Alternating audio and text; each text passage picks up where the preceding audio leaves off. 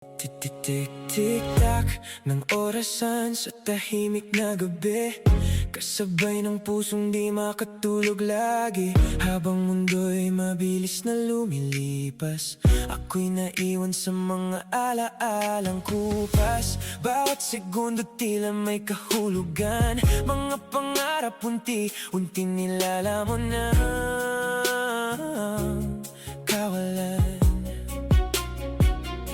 Naghahanap ng sagot sa bawat tanong, kung kailan ba darating ang tamang panahon.